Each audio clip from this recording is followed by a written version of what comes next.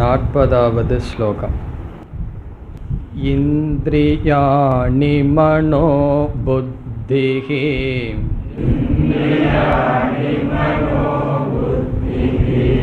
அஸ்யாதிஷ்டானமுச்யதே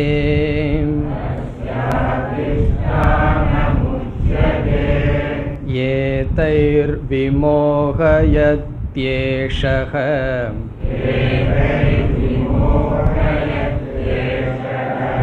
ஞானமாவ்ருத்ய தேஹினம்.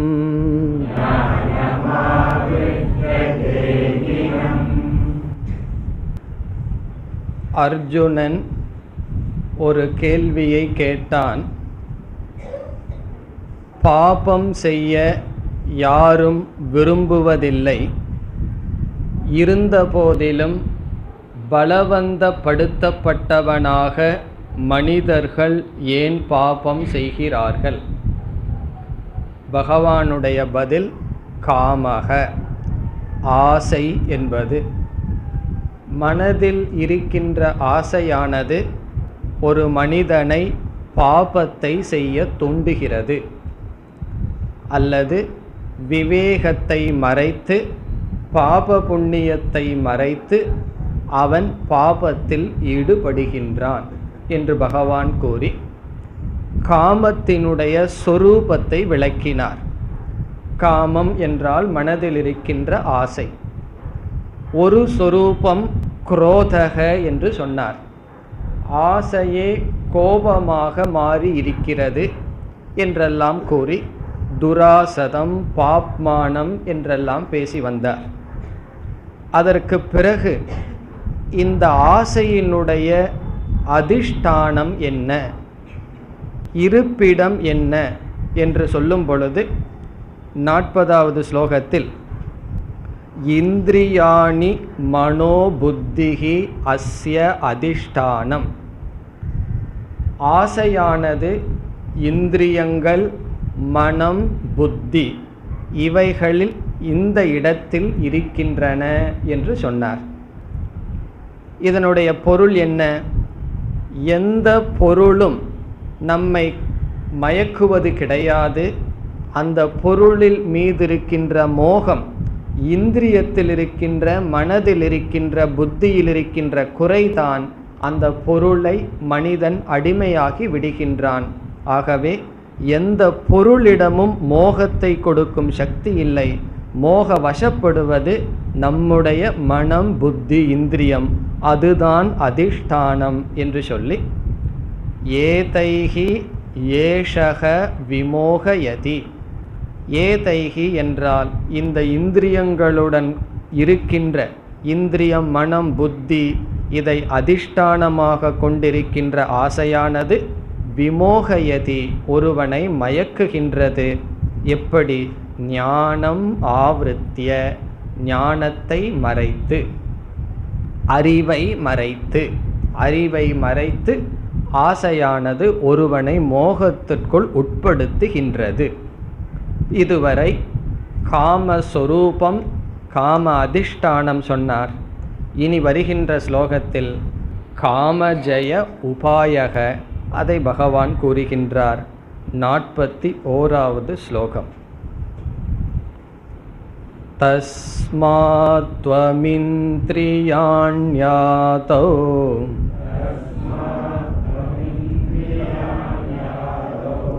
நியம்ய பரதர்ஷப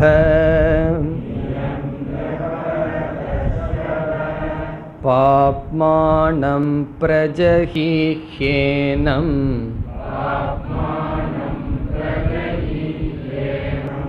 ஞான விஞ்ஞான நாசனம்.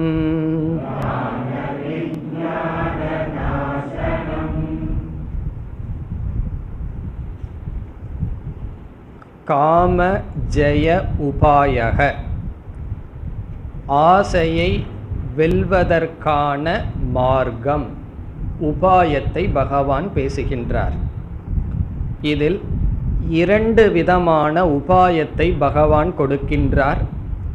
முதல் உபாயம் இந்த ஸ்லோகத்தில் வருகின்றது.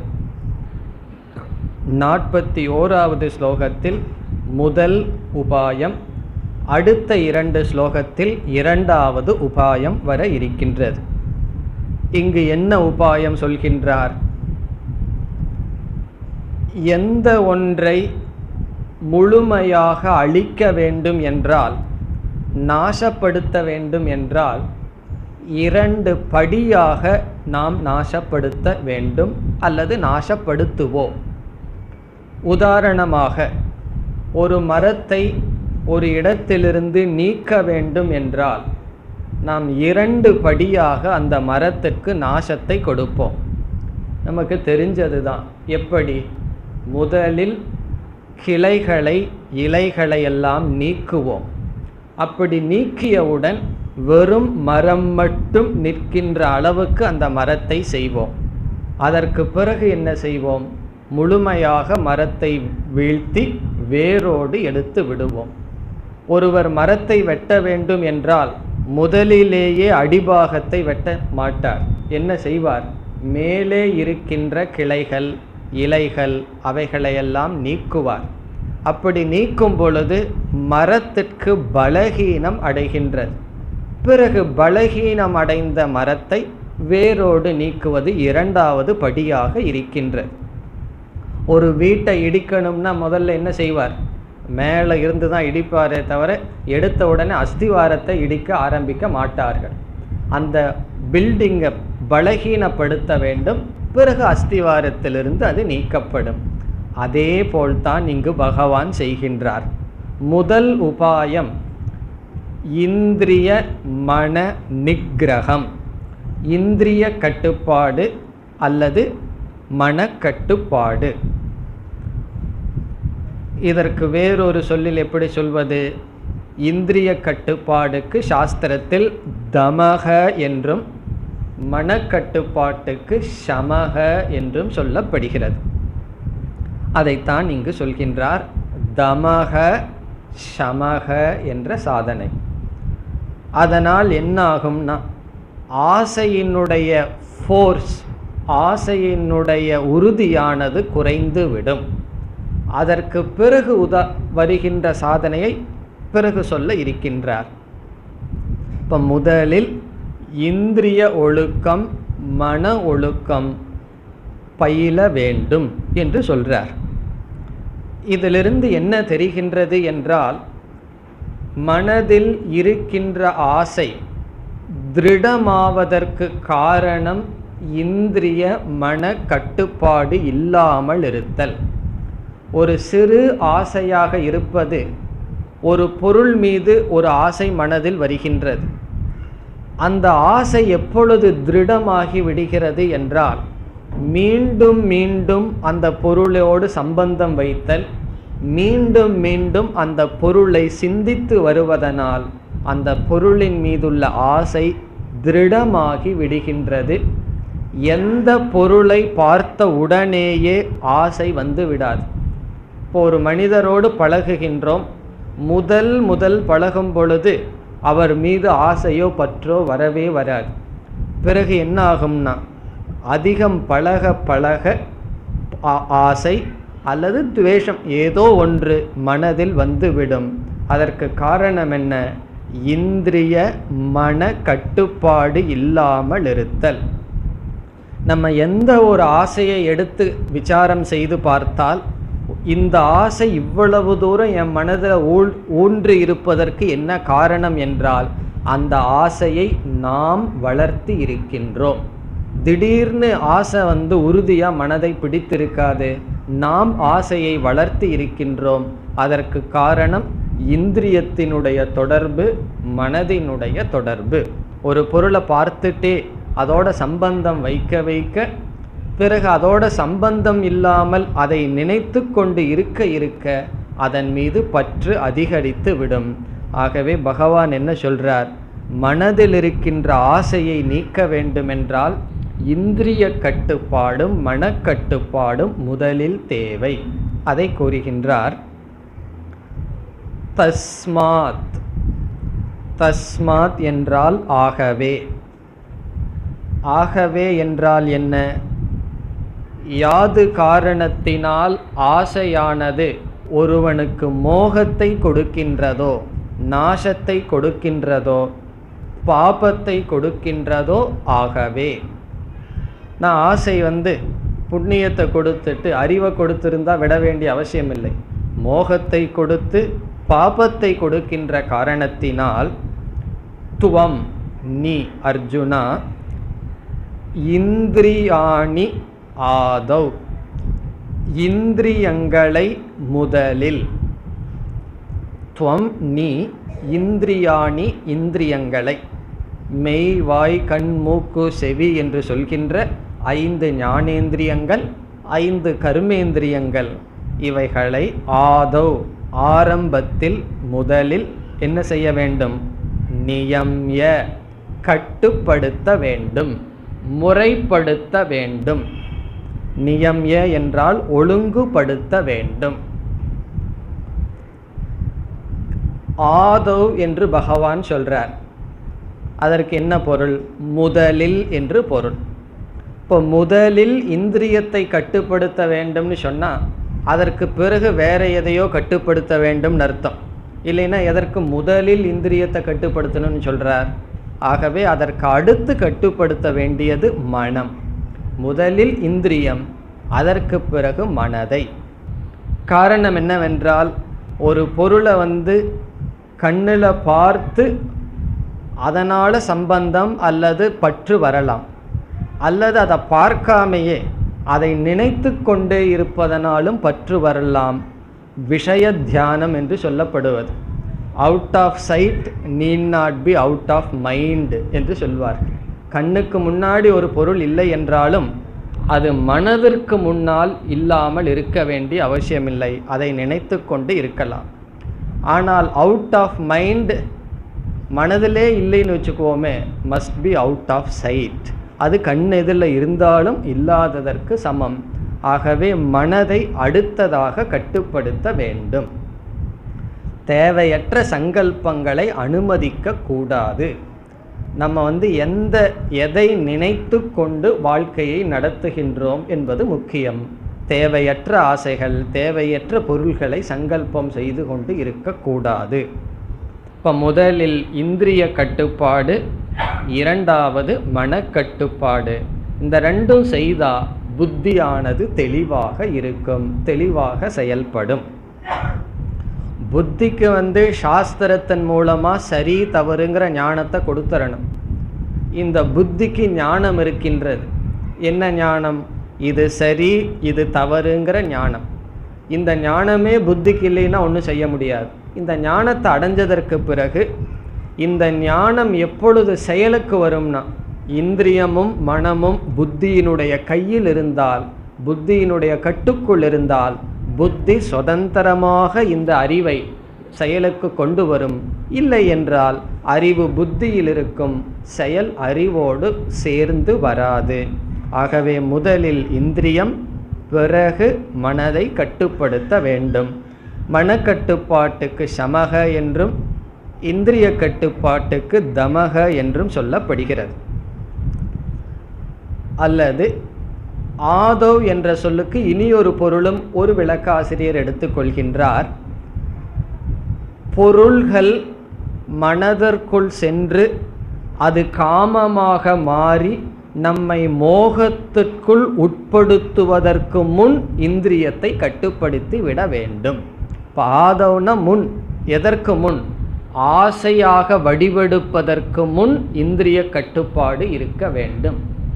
பொருள்களை பார்க்கிறதுல தவறு கிடையாது, அந்த பொருள்களை பார்த்து பார்த்து காமமாக மாற்றுவதில் தவறு.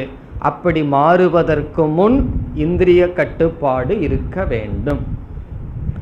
ஆதௌ என்றால் புத்தி மோகத்திற்குள் உட்படுவதற்கு முன் இந்திரியத்தை கட்டுப்படுத்தி விட வேண்டும். அல்லது முதலில் இந்திரிய கட்டுப்பாடு, பிறகு மனக்கட்டுப்பாடு இருக்க வேண்டும். மனக்கட்டுப்பாடுன்னு சொன்னால் மனதில் எண்ணங்கள் இல்லாமல் இருத்தல் என்பது பொருள் அல்ல. அல்லது இந்திரிய கட்டுப்பாடு என்றால் பார்க்காமல் இருத்தல், பேசாமல் இருத்தல் என்பது பொருள் அல்ல. பார்ப்பதை பார்த்து சிந்திப்பதை சிந்திக்க வேண்டும், பார்ப்பதற்காக சிலதை பார்க்காமல் இருத்தல், கேட்பதற்காக சிலதை கேட்காமல் இருத்தல், விவகாரத்திற்கு பயன்பட வேண்டும், நல்லதற்கு பயன்பட வேண்டும், புத்தி மோகத்தை அடைவதற்கு அதை பயன்படுத்தக்கூடாது. அதுதான் இதனுடைய பொருள். இந்திரிய மனக்கட்டுப்பாடு முதல் பகுதி. ஹே பரதர்ஷப, அர்ஜுனனை அழைக்கின்றார். பரதர்ஷப, ஹே அர்ஜுனா, துவம் நீ முதலில் இந்திரியங்களை ஒழுங்குபடுத்தி பிறகு என்ன செய்ய வேண்டுமாம்? இரண்டாவது வரியில் பாப்மானம். பாப்மானம் என்றால் பாபஸ்வரூபம். எது பாபஸ்வரூபம்? ஆசை. பாபஸ்வரூபமான ஆசையை பிரஜகி. பிரஜகி என்றால் அழித்து விடு. ஹி ஏனம். ஏனம் என்றால் காமம், ஆசையை. ஏனம் என்றால் இதை என்று பொருள். இங்கு ஆசையை பற்றி பேசி வருகின்றோம். ஆகவே ஏனம் பாப்மானம், இந்த பாபத்தை. பகவான் காமத்துக்கு பாவம்ங்கிற பேரே கொடுத்துட்றார். பாபத்துக்கு காரணமாக இருக்கின்ற காரணத்தினால் காமத்துக்கே பாபம் என்ற பெயர் கொடுத்து இந்த பாபத்தை, பாபஸ்வரூபமாக இருக்கின்ற ஆசையை பிரஜகி. ஜகி அப்படிங்கிறதனுடைய பொருள் கொன்றுவிடு அப்படின்னு அர்த்தம். பிரஜகி என்றால் நன்கு கொன்றுவிடு. இதனுடைய அர்த்தம் என்ன? காமத்தை கொன்றுவிடுன்னு என்ன அர்த்தம்? காமத்தை விட்டுவிடு, காமத்திலிருந்து விலகி வா, இல்லாவிட்டால் காமம் உன்னை கொன்றுவிடும். அதனால தான் என்ன சொல்வார்கள், இந்த புராணம் கதை சொல்பவர்கள் சொல்வார்கள், ராவணனை கொன்றது யார் என்றால் என்ன சொல்வார்கள்? ராமன் என்று சொல்வார்கள். பிறகு என்ன சொல்வார்கள்? ராமன் அல்ல, காமம். இப்போ காமம் ராவணனை கொன்றது, ராமர் கொல்லவில்லை. ராமருக்கு ராவணனை கொல்லுனான்னு ஏதாவது ஆசை இருக்கா? அவனுடைய காமமே அவனை கொன்று விட்டது. இந்த காமமானது ஒருவனை நாசத்திற்கு படுத்திவிடும். ஆகவே நீ என்ன செய்யணும்? அந்த காமத்தை நாசப்படுத்தி விடு. பிரஜகி என்றால் கொன்று விடு, நாசப்படுத்தி விடு, விட்டு விடு என்று பொருள். பிறகு மீண்டும் பகவான் இந்த காமம் என்ன செய்யும் என்று சொல்கின்றார். ஞான விஞ்ஞான நாசனம். இந்த சொல் காமத்திற்கு அடைமொழி. இது எப்படிப்பட்டதா இந்த ஆசை?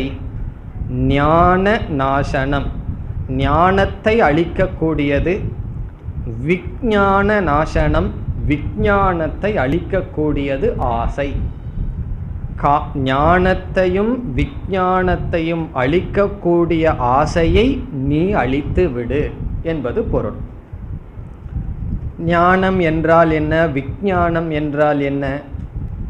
ஞானம் என்றால் பிரம்மன் இருக்கின்றது, எல்லாமே பிரம்மனாக இருக்கின்றது என்கின்ற சாமானிய ஞானம் ஞானம் என்று சொல்லப்படுகிறது.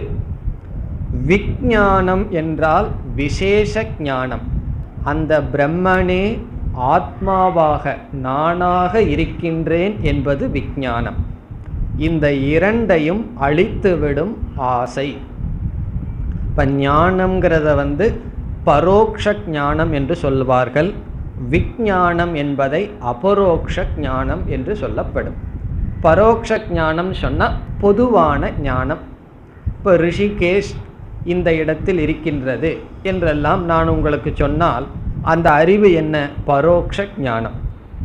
அங்கு சென்று பார்த்தால் நேரடியான ஞானம் அபரோக்ஷ ஞானம். அதுபோல பிரம்மன் இருக்கிறது என்ற ஞானம் பரோக்ஷ ஞானம். அந்த பிரம்மன் ஆத்மாவாக இருக்கிறது என்பது அபரோக்ஷ ஞானம். இந்த இரண்டு ஞானத்தையும் அழித்துவிடும் காமம். அல்லது வேறொரு அர்த்தம் சொன்னால், ஞானம் என்பது நான் பிரம்மனாக இருக்கின்றேன் என்ற ஞானம். விஞ்ஞானம் என்றால் ஞான நிஷ்டை. இந்த இரண்டுக்கும் தடையாக இருப்பது காமம். ஞானத்திற்கும் ஞான நிஷ்டைக்கும் தடையாக இருப்பது ஆசை. இதனுடைய பொருள் என்ன? ஆசை மனதில் குடிகொண்டிருந்தால் முதலில் ஞானமே வராது. ஒரு கால் ஞானம் வந்து விட்டாலும் அந்த ஞானம் பலனை நமக்கு கொடுக்காது. என்ன பலனை கொடுக்காது? மன அமைதியை ஞானமானது நமக்கு கொடுக்காது. காரணம் என்ன? காமம் என்பது மனதில் இருப்பதனால். இவ்விதம் ஞானத்திற்கு தடை ஞான நிஷ்டத்திற்கு தடையாக இருப்பது. ஞானத்தை நாசப்படுத்துவதுன்னா ஞானத்திற்கு தடைன்னு அர்த்தம்.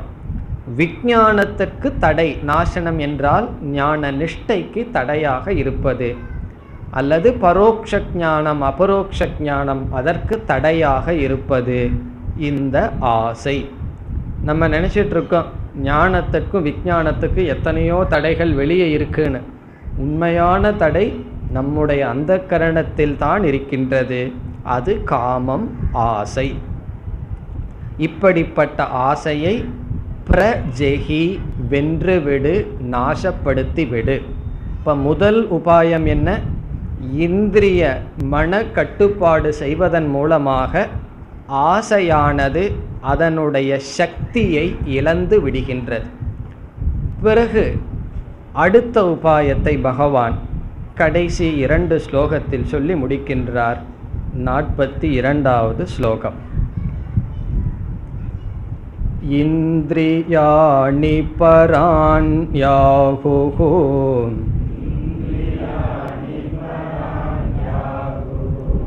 இந்திரியேப்யः பரம் மனஹ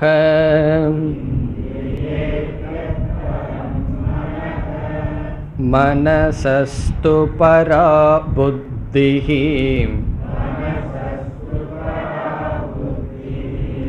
யோ புத்தே பரதஸ்து சஹ.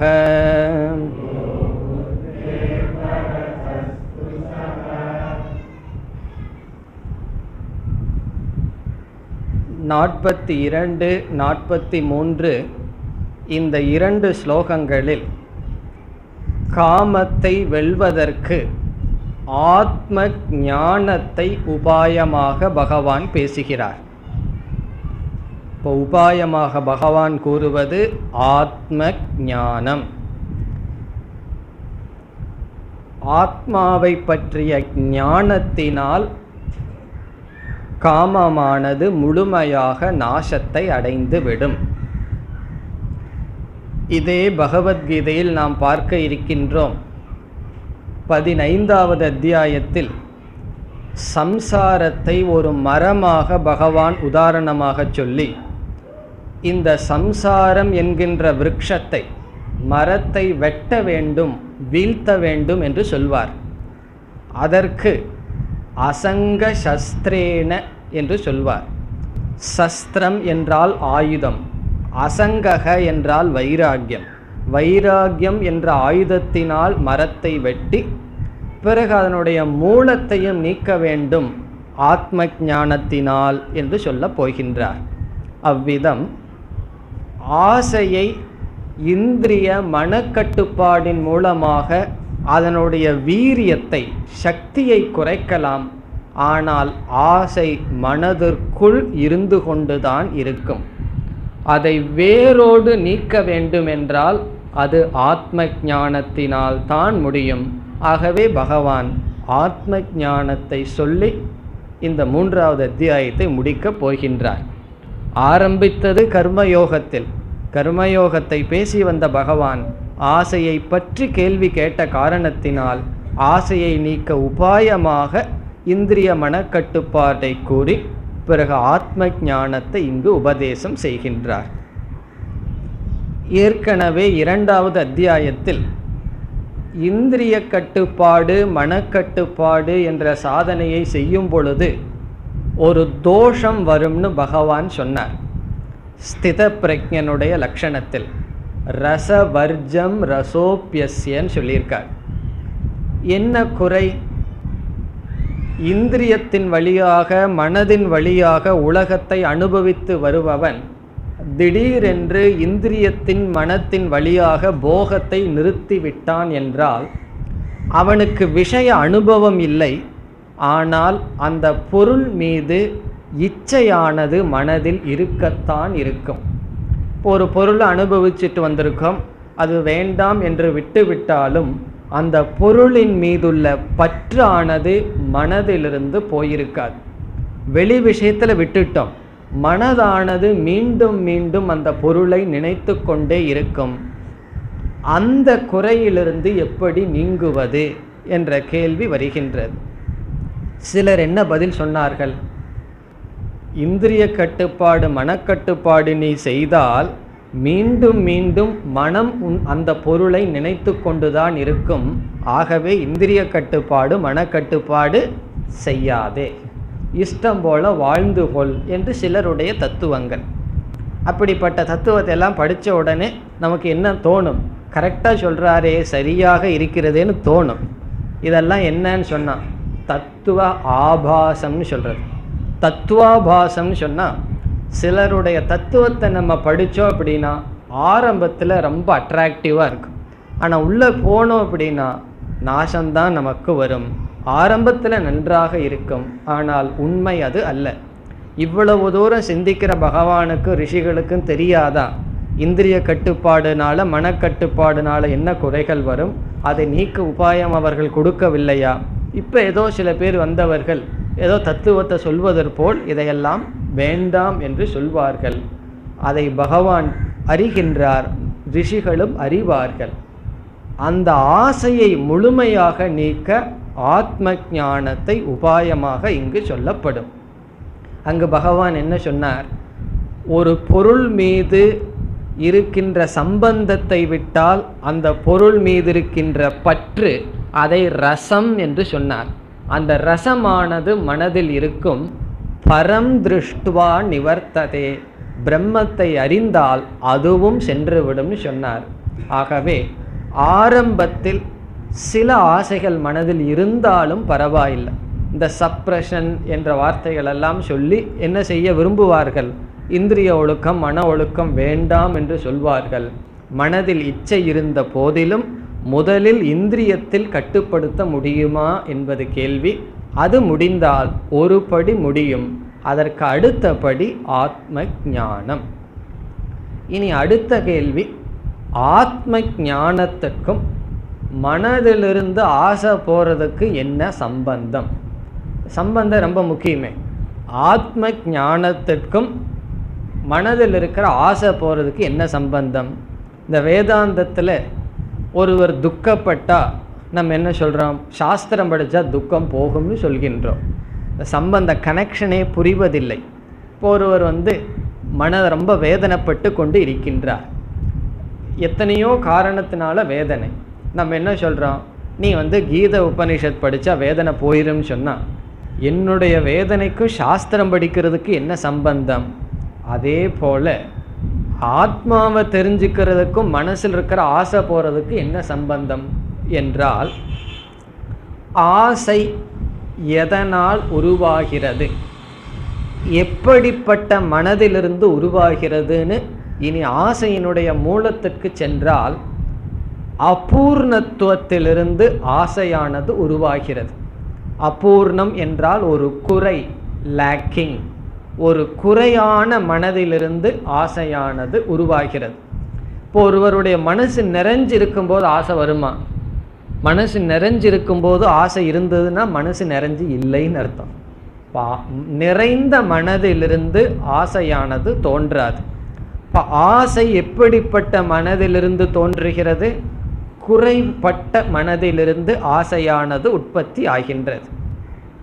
இனி அடுத்த கேள்வி, இந்த மனதில் ஏன் குறை வருகின்றது என்றால், இந்த மனம் குறைபட்டுடைய ஒரு பொருளை தான் என்று நினைத்து கொண்டு இருக்கின்றது. குறை சொரூபமான, குறைவான, லிமிட்டட் அர்த்தம், குறையான சொரூபமான ஒரு வஸ்துவை தானாக கொள்ளும் பொழுது அதனுடைய தர்மங்கள் தனக்கு விடுகின்றன. இப்போ நம் மனதிடம் நீ யார் என்ற கேள்வியை கேட்டால் அந்த மனசு என்ன சொல்லும்? இந்த உடல் தான் நான், இந்திரியங்கள் தான் நான், என்னுடைய மனது, புத்தி இவைகள் நான் என்று சொல்கிறது. இப்போ நம்முடைய மனதில் நான் என்ற சொல்லுக்கு என்ன பொருள் இருக்கிறது என்றால் உடல், மனம், இந்திரியங்கள். இந்த உடல், மனம், இந்திரியங்கள் குறைவானது, குறைப்பட்ட சொரூபம்.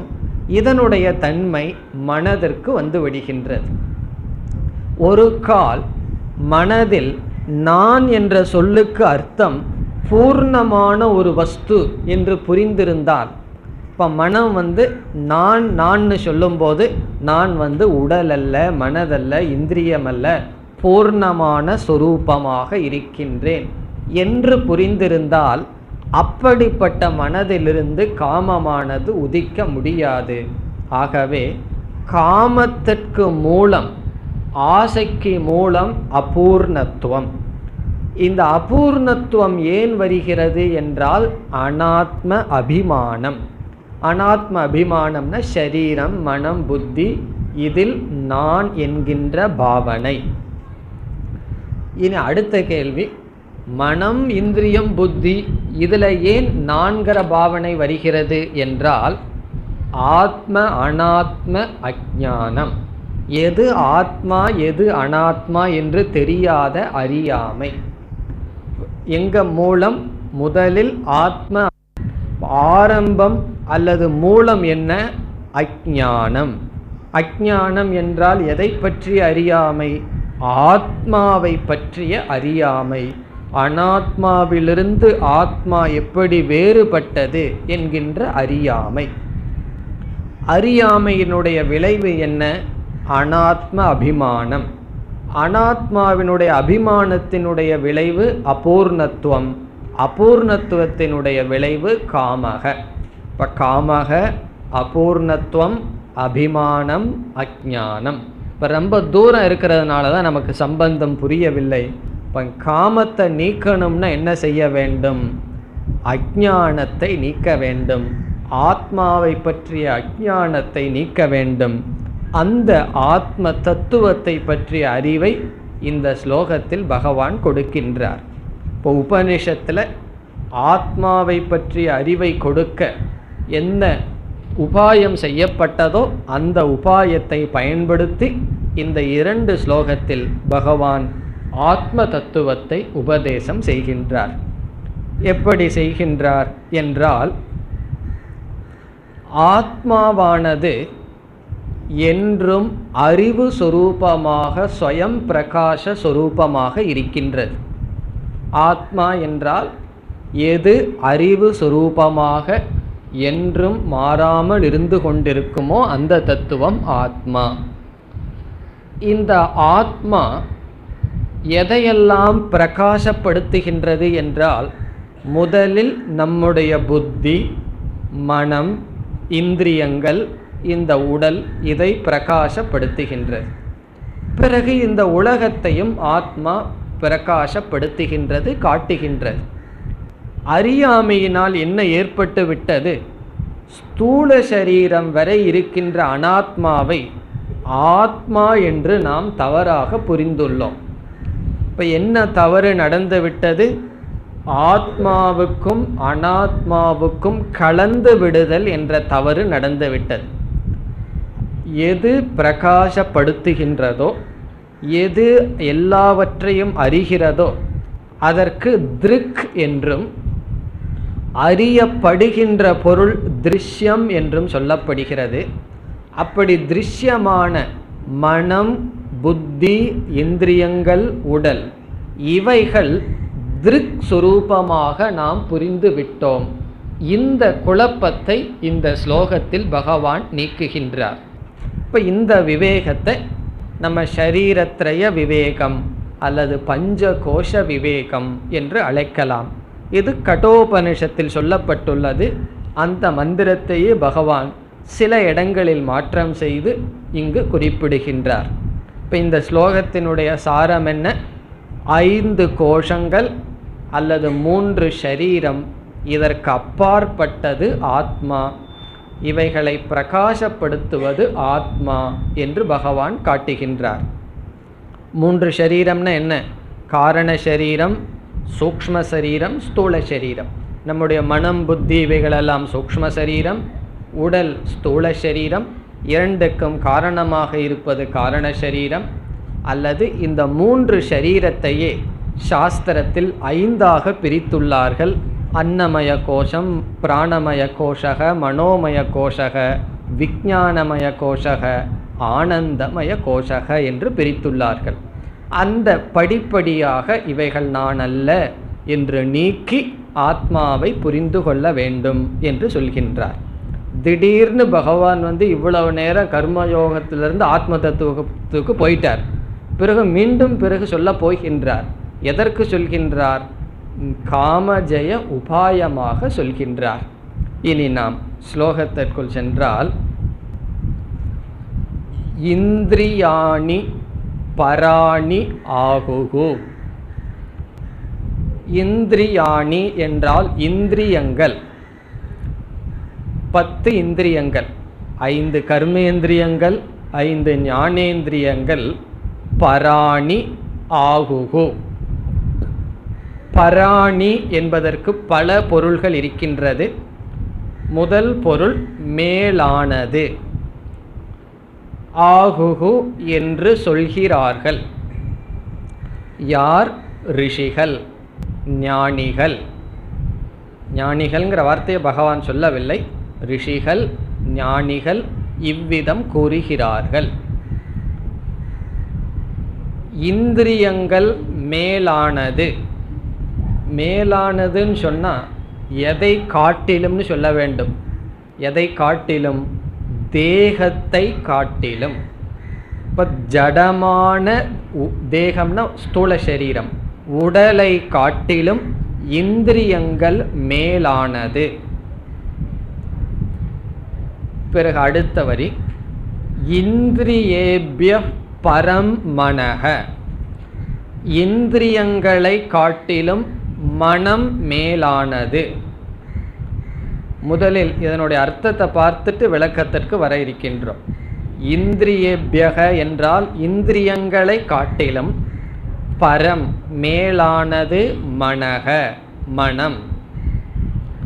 இனி மனசகது மனதை காட்டிலும், பரா புத்திஹி புத்தியானது மேலானது. யக புத்தேகே பரதக சக. புத்தியை காட்டிலும் அவன் மேலானவன். அவன்கிறது ஆத்மாவை குறிக்கின்றது. யக புத்தேகே பரதக என்றால் பரக. யகன யார்? இது ஆத்மாவை குறிக்கின்றது. யார்? புத்தேகே புத்தியை காட்டிலும், பரதக என்றால் பரக மேலானவரோ, சக சகன அவர்தான் ஆத்மா. இதனுடைய பொருள் என்ன? இந்திரியங்கள் மேலானது, இந்திரியத்தை காட்டிலும் மனம் மேலானது, மனதை காட்டிலும் புத்தி மேலானது. புத்தியை விட மேலாக யார் இருக்கிறாரோ அதுதான் உண்மை, அதுதான் ஆத்மா. இதில் நான் நான் என்று சொல்லும் பொழுது இந்த நான்கிற சொல் எவ்வளவு தூரம் போயிருக்கு? ஸ்தூல சரீரம் வரைக்கும் போயிருக்கு. ஸ்தூல சரீரத்துக்கு மேலே நான்கிறது என்னுடையதுன்னு கன்வெர்ட் ஆகி போயிடும், மமன்னு மாறிக்கும். நான்கிறது மம, இது என்னுடைய புஸ்தகம். நானே புஸ்தகம்னு சொல்ல மாட்டோமே, இது என்னுடைய புஸ்தகம். பிறகு ஸ்தூல சரீரம் வரைக்கும் நான் நான்கிற உணர்வு இருக்கின்றது. இந்த 2 ஸ்லோகத்தில் பகவான் என்ன செய்கின்றார்? நான்கிற சொல் ஒவ்வொரு படியிலிருந்து எடுத்து வர வேண்டும்னு சொல்கிறார். முதலில் நான் சொல்லும் பொழுது இந்த நான்கிறது ஆத்மா, அதற்கு அர்த்தம் ஸ்தூல சரீரம் அல்ல. நான்கிற புத்தியை ஸ்தூல சரீரத்திலிருந்து இந்திரியத்துக்கு கொண்டு வர வேண்டும். அதனால் என்ன பண்ணுறார்? ஸ்தூல சரீரத்தை காட்டிலும் இந்திரியம் மேலானது. மேலானது என்றால் பல பொருள்கள் பார்க்க போகின்றோம். மேலானது பரக. இதில் ஆத்மாவுக்கு நம்ம வரணும். ஆத்மாவுக்கு வரணும்னா முதல்ல ஸ்தூல தேகம் இருக்கு. ஏன் பகவான் ஸ்தூல சரீரத்திலிருந்து எடுத்துக்கிறார்னு சொன்னால், ஸ்தூல சரீரத்துக்கு அப்பாற்பட்டு இருக்கின்ற இடத்துல நான்கிற புத்தி நமக்கு இல்லை. ஸ்தூல சரீரம் வரை நான்கிற புத்தி இருக்கு. ஆகவே ஸ்தூல சரீரத்திலிருந்து அடுத்ததாக இந்திரியம் பரம், பராணின்னு சொன்னார். இனி பராணிங்கிறதுக்கு பல அர்த்தத்தை பார்க்கிறோம். முதல் அர்த்தம் மேலானது. மேலானது என்றால் சூக்ஷ்மம் என்பது பொருள். சட்டில், சூக்ஷ்மமானது. எதை காட்டிலும்? ஸ்தூல சரீரத்தை காட்டிலும் இந்திரியமானது சூக்ஷ்மம் ஆனது. இனி இரண்டாவது பொருள் வியாபி, வியாபித்து இருக்கின்றது, அதிகமாக வியாபித்து இருக்கின்றது. இந்திரியங்கள் உடலை காட்டிலும் அதிகமாக வியாபிக்கின்றது. மூன்றாவது பொருள் அந்தஸ்தக, அருகில் இருக்கின்றது, பக்கத்தில் இருக்கின்றது. பரம்னா பக்கத்தில் இருப்பது. இப்போ ஆத்மாவுக்கு பக்கத்தில் இந்திரியம் இருக்கின்றது. எதை காட்டிலும்? ஸ்தூல சரீரத்தை காட்டிலும். இப்படி பல பொருள்களை சொல்லிகிட்டே போகலாம். இந்த இடத்துல இந்த 3 பொருள்கள் மட்டும் போதும். சூக்ஷ்மம், வியாபி, அந்தஸ்தக, அந்தக, நியர். இதனுடைய பொருள், ஆத்மா பல பொருள்களை பிரகாசப்படுத்துகிறது. ஆத்மானா நான் புரிந்து கொள்ள வேண்டும். இந்த நான்கிறது பல பொருளை பிரகாசப்படுத்தும் போது அதிகமாக எவ்வளவு தூரம் நான் போயிருக்குன்னா ஸ்தூல சரீரம் வரைக்கும் போயிருக்கும். அதுக்கு அடுத்தது என்னன்னா இந்திரியத்துக்கு கொண்டு வர வேண்டும். நான்கிற அபிமானத்தை ஸ்தூல சரீரத்திலிருந்து எடுத்து இந்திரியத்துக்கு கொண்டு வர வேண்டும். அது எப்படின்னு சொன்னால், இந்திரியங்கள் ஸ்தூல தேகத்தை காட்டிலும் சூக்ஷ்மமானது, வியாபித்திருக்கின்றது, ஆத்மாவுக்கு பக்கத்தில் இருக்கின்றது. இனி இந்திரியத்தை காட்டிலும் மனம். காரணம் என்ன? மனம், இந்திரியம் மனதை சார்ந்துதான் செயல்படுகிறது. ஆகவே இந்திரியத்தை காட்டிலும் மனம் ஆத்மாவினுடைய அருகில் இருக்கின்றது. இப்போ இந்திரியம் ஆத்மாவை காட்டிலும் சற்று அதிகமாக இருக்கிறது, மனம் சற்று பக்கத்தில் இருக்கின்றது. பிறகு என்ன சொல்லலாம்? மனம் அதிகமாக வியாபிக்கின்றது, சூக்ஷ்மமாக இருக்கின்றது, ஆத்மாவுக்கு அருகில் இருக்கின்றது. இனி அடுத்தது புத்தி. புத்தியானது மனதிற்கும் தள்ளி இருக்கின்றது, ஆத்மாவுக்கு மிக அருகில் இருக்கின்றது. மனதை விட சூக்ஷ்மம், மனதை விட அதிகமாக வியாபிக்கின்றது என்று நாம் புரிந்து கொண்டால் இதனுடைய சாரம் என்ன? ஒரே படியில் நம்ம ஆத்மாவை புரிந்து கொள்ள முடியாது. படிப்படியாக நாம் அபிமானத்தை விட்டு வர வேண்டும். இவைகளெல்லாம் நான் அல்ல என்று அபிமானத்தை விட்டு வருவதற்கு இங்கு பகவான் படிப்படியாக உபதேசம் செய்கின்றார். இந்திரியங்கள் வெளி இருக்கின்ற சரீரத்தை காட்டிலும் மேலானது, இந்திரியத்தை காட்டிலும் மனம் மேலானது, மனதை காட்டிலும் புத்தி, புத்தியை காட்டிலும் மேலாக எது இருக்கின்றதோ சக ஆத்மா, அது ஆத்மாவாக இருக்கின்றது. அது ஆத்மான்னு அடுத்தது சொல்ல போகின்றார். அதுவே தத்துவமாக இருக்கின்றது. இப்போ இதனுடைய சாரம் என்ன? பஞ்ச கோஷ விவேகம் அல்லது ஷரீரத்ரய விவேகம் அல்லது ஆத்ம அனாத்ம விவேகம். அனாத்மாவிலிருந்து ஆத்மாவை பிரித்து கொண்டே இவைகளெல்லாம் நான் அல்ல என்று நீக்கி இவைகளுக்கு சாட்சியாக இருப்பவன் நான் என்ற ஞானத்தை அடைய வேண்டும்.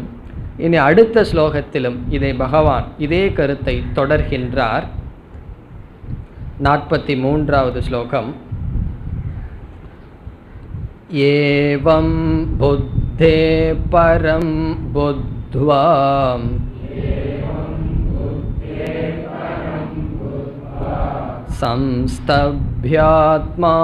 சம்ஸ்தப்யாத்மானமாத்மனா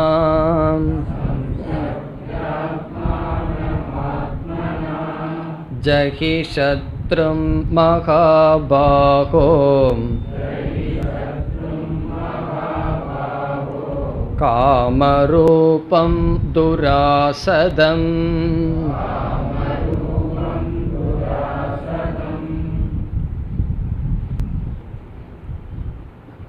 சென்ற மந்திரத்தில் ஆத்மாவானது அனாத்மாவை காட்டிலும் வேறாக இருக்கின்றது என்று சொன்னார். அதை பகவான் படிப்படியாக சொன்னார். இந்த இடத்தில் நமக்கு ஒரு சந்தேகம் வரலாம். மனம், புத்தி, இந்திரியங்கள் இவைகள் எல்லாமே சூக்ஷ்ம சரீரம் தானே, அது எப்படி ஒன்று ஆத்மாவுக்கு பக்கத்தில் ஒன்று தொலைவில் இருக்கின்றது என்று உபனிஷத் அல்லது பகவான் கூற முடியும் என்ற சந்தேகம் வரலாம். உண்மையில் இங்கு அருகில் இருக்கின்றது என்பது டிஸ்டன்ஸ் வைத்து சொல்லப்படவில்லை, அளவை வைத்து சொல்லப்படவில்லை, அபிமானத்தை வைத்து சொல்லப்படுகின்றது. முதலில் ஒருவன் ஸ்தூல சரீரத்தில் இருக்கின்ற அபிமானத்தை தான் தியாகம் செய்ய முடியும்.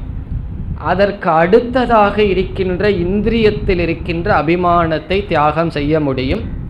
அதற்கு அடுத்தில் இருக்கின்ற மனதில் இருக்கின்ற அபிமானத்தை தியாகம் செய்ய முடியும். பிறகு புத்தியில் இருக்கின்ற அபிமானத்தை தியாகம் செய்ய முடியும். அப்படி படிப்படியாகத்தான் தியாகமானது நடைபெறும். அதற்காக சாஸ்திரம் இவ்விதம் கூறுகிறது. இங்கு மேலானது பக்கத்தில் இருக்கிறதுன்னு சொன்னால் நம்ம டிஸ்டன்ஸ் வைஸ் பக்கத்தில் இருக்குது என்று பொருள் அல்ல. நம்முடைய அறிவில் அல்லது நம்முடைய முன்னேற்றத்தில் படிப்படியாகத்தான் ஆசைகளை விட முடியும், அபிமானத்தை விட முடியும்.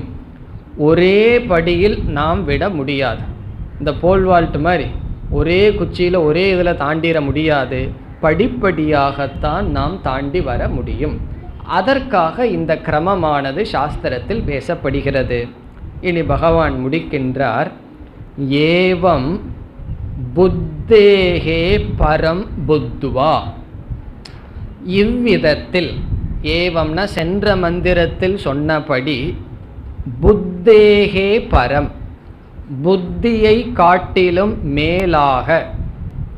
புத்தேகே பரம் என்றால் புத்தியை காட்டிலும் மேலாக, பரம் மேலாக, புத்துவா அறிந்து.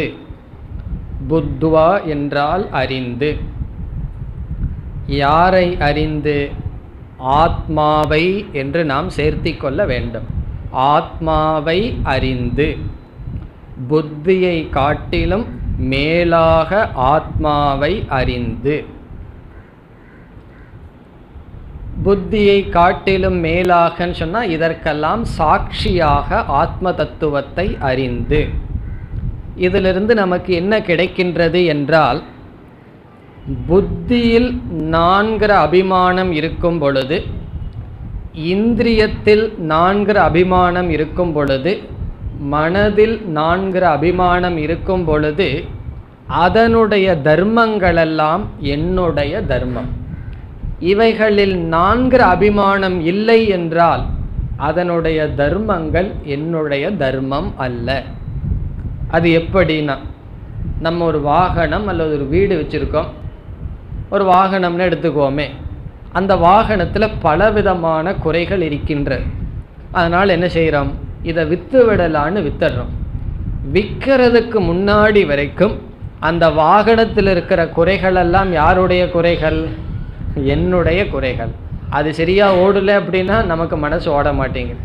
அதை விற்றுட்டோம் அப்படின்னு சொன்னால் என்ன ஆகும்னா, அதை விற்றதற்கு பிறகு வாகனத்தில் குறை இல்லையா இருக்கிறதா? அதே போல் இருக்கும். அதை விட நல்லா வேணால் அதிகமாக இருக்கலாம். ஆனால் அதனுடைய குறைகள் என்னுடைய குறை அல்ல. அது யாருடைய குறை? வாங்கினவனுடைய தலையெழுத்து. அவனுக்கு போயிடும் அதில் அபிமானம். இதிலிருந்து என்ன தெரிகிறது? குறை இருப்பது துக்கத்துக்கு காரணம் அல்ல. அந்த குறை இருக்கின்ற ஒன்றில் நான்கிற அபிமானம்தான் துக்கத்துக்கு காரணம். அதே போல் ஒரு வீடை வச்சுருக்கோம். அந்த வீடு என்னுடையதுன்னு நினச்சிட்டு இருக்கிற வரைக்கும் அதில் ஒரு சின்ன கிராக் விழுந்தால் நம்ம மேலே ஒரு கிராக் விழுந்த மாதிரி. அதை விற்றுட்டோம் அப்படின்னு சொன்னால் அந்த வீடு என்ன ஆனாலும் நம்ம ஸ்தித பிரஜனாக இருப்போம். ஒரு விதமான மாற்றமும் நமக்கு வராது. அதே போல் நம்முடைய ஸ்தூல சரீரம், நம்முடைய இந்திரியம், நம்முடைய மனம், புத்தி இந்த இடத்துக்கு வரணும். அதனால தான் ஒருவர் நம்முடைய உடலை குறை சொன்னால் கோபம் வருது. நம்முடைய மனதை குறை சொன்னால் கோபம் வருகிறது, நம்முடைய புத்தியை குறை சொன்னால் கோபம் வருகின்றது. காரணம் என்ன? அதில் எல்லாம் நான்கிற புத்தி இருக்கின்ற காரணத்தினால். இப்போ நம்ம எடுத்த ஒரு டிசிஷன் முடிவை ஒருவர் தப்புன்னு சொல்கிறாருன்னு வச்சுக்குவோமே, அது எப்போ கோபம் வராது? இந்த புத்தியே நான் அல்ல, ஏதோ பகவான் ஒன்று கொடுத்துருக்காரு வச்சுருக்கேன், அதில் சில சமயம் தப்பும் வரும் சரி வருங்கிற அளவு புத்தியையே நம்ம ஒரு பொருளாக பார்க்கும் பொழுது எனக்கு அப்பாற்பட்ட ஒன்றத்தான குறை சொல்கிறார்கள், என்னை குறை சொல்லவில்லையே என்ற ஞானம் நமக்கு வரும். எப்பொழுதுனா இந்த பொருள்களை எல்லாம் நான் சாட்சியாக பார்க்கும் பொழுது. இப்போ இந்த இடத்துல பகவான் இவைகளுக்கெல்லாம் வேறாக புரிந்துன்னு சொல்வதிலிருந்து காமத்திற்கு இருப்பிடமாக இருக்கின்ற பொருளிலிருந்து உன்னை பிரித்து கொள் என்பது பொருள். காமத்துக்கு இருப்பிடமான பொருள் ஏற்கனவே சொல்லியிருக்காரு, இந்திரியம் மனம் புத்தி, இவைகளிலிருந்து உன்னை நீ பிரித்து கொள். அப்படி பிரிக்கலைன்னு சொன்னால் அதனுடைய குறைகள் நம்முடைய குறைகள். இப்போ நம்ம சில பேர்த்துக்கு சரியாக கண்ணு தெரியலன்னு வச்சுக்கோமே, அல்லது கால் சரியாக இல்லை, நொண்டினோ குருடன்னு சொன்னாவோ நமக்கு ஏன் கோபம் வருது? அந்த இந்திரியத்தில் நான்கிற புத்தி இருக்குது. அதனால் நம்மளுடைய உடலில் இருக்கின்ற அங்கங்களையோ அல்லது மனதையோ ஒரு குறை சொன்னால் அது நமக்கு வருகின்ற குறை, அதில் நான் என்ற புத்தி இருப்பதனால். இங்கே பகவான் என்ன சொல்கிறார்? புத்தேகே பரம் புத்வா, இந்த புத்திக்கு அப்பாற்பட்டவனாக உன்னை நீ புரிந்துகொள். இந்த புரிஞ்சு கொண்டா மட்டும் போதுமா? அதுக்கப்புறம் ஏதாவது இருக்கா? அடுத்தது சொல்றார் பகவான், சம்ஸ்தப்ய ஆத்மானம் ஆத்மனா. கேட்கறதுக்கு நல்லா தான் இருக்கு, உடல் புத்தி மனசு இதெல்லாம் நான் இல்லைன்னு சொல்லி கேட்கறதுக்கு நல்லா இருக்கு. வெளியே போன உடனே, நீங்கள் ஸ்கூட்டர் எடுத்துகிட்டு போன உடனே ஒரு சைக்கிள்காரன் குறுக்க வந்தால் என்ன ஆயிடுது? நம்ம இந்த ஞானத்தில் இருக்க முடிவதில்லையே. தெரிகின்றது நான் இதற்கு அப்பாற்பட்டவன், உடல் மனம் புத்தி எதுவுமே எனக்கு இல்லை, புத்தி முதல் கொண்டு எனக்கு இல்லைன்னு புரிஞ்சுக்கணும். அதனால தான் யாராவது நம்மை பார்த்து உனக்கு புத்தி இல்லைன்னு சொன்னால் இது ஏற்கனவே எனக்கு தெரிஞ்ச விஷயம் தானேன்னு சொல்லிடுவோம். காரணம் என்ன? புத்தேகே பரம் புத்வா, இந்த புத்திக்கு அப்பாற்பட்ட நான் இருக்கேன், நீ என்னை பார்த்து உனக்கு புத்தி இல்லை அறிவில்லைன்னு சொன்னால் அது எனக்கு தெரிஞ்ச விஷயம், நீ புதுசாக சொல்ல வேண்டான்னு நம்ம சிரிச்சிட்டு அவங்ககிட்ட சொல்ல முடியும். எப்பொழுதுனா இந்த ஞானம் இருக்கும் பொழுது. ஆனால் இந்த ஞானம் அவ்வளவு தூரம் நிற்க மாட்டேங்குது. அதுக்கு உபாயம் சொல்கிறார் பகவான். இதை அறிவது ஒன்று, அறிவில் நிலைத்திருப்பது ஒன்று. அதை அடுத்தபடியாக சொல்கிறார் சம்ஸ்தப்ய.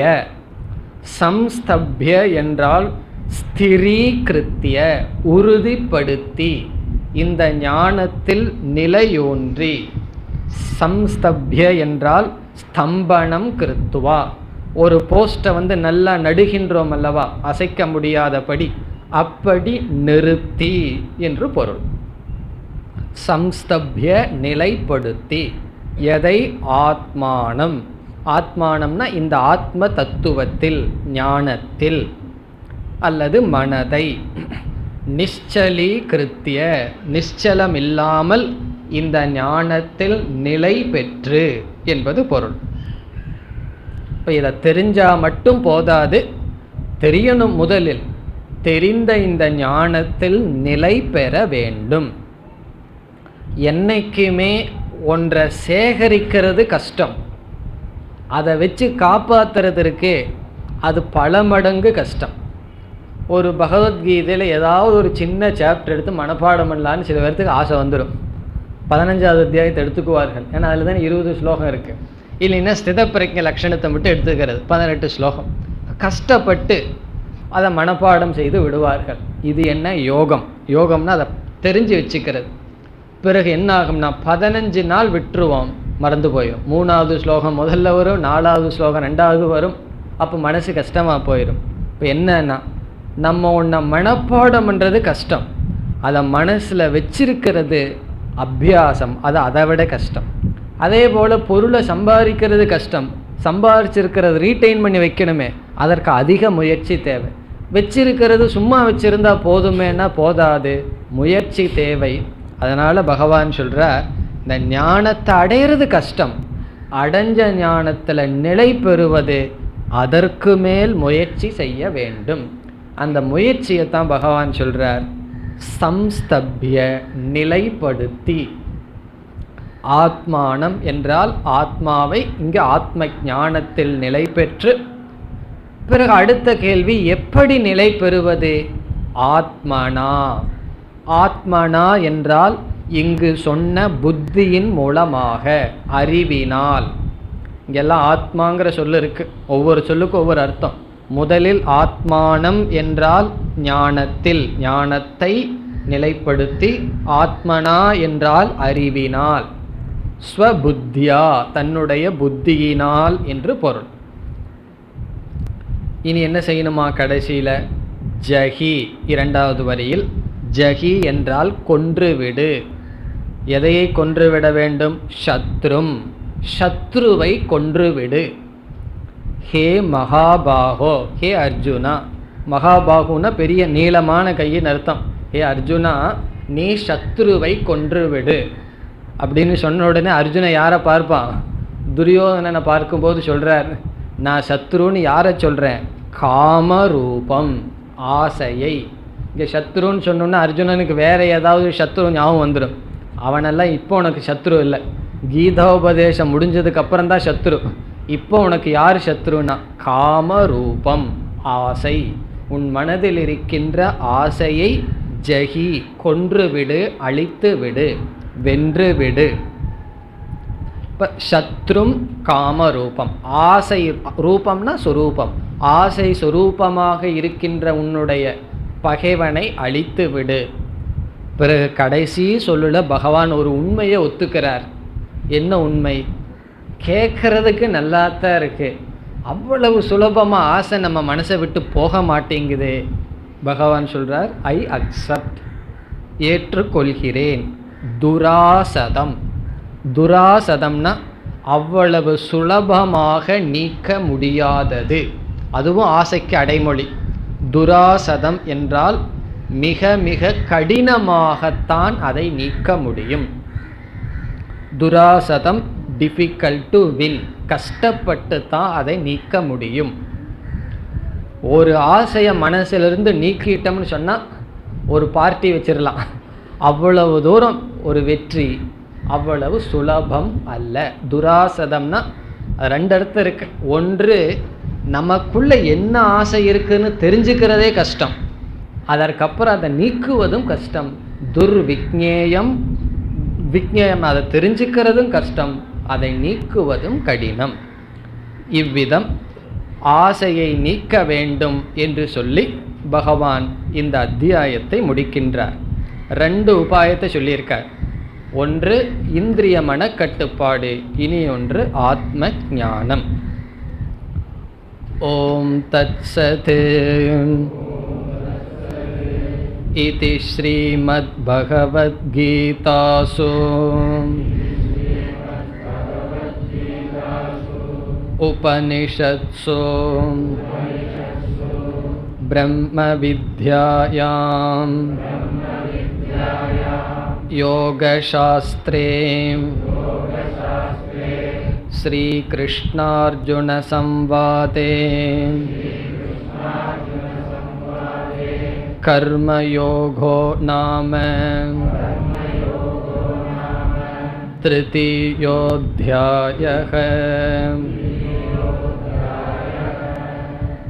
ஓம் பூர்ணமத பூர்ணமிதம் பூர்ணாத் பூர்ணமுதச்யதே பூர்ணஸ்ய பூர்ணமாதாய பூர்ணமேவாவசிஷ்யதே. ஓம் சாந்தி சாந்தி சாந்தி.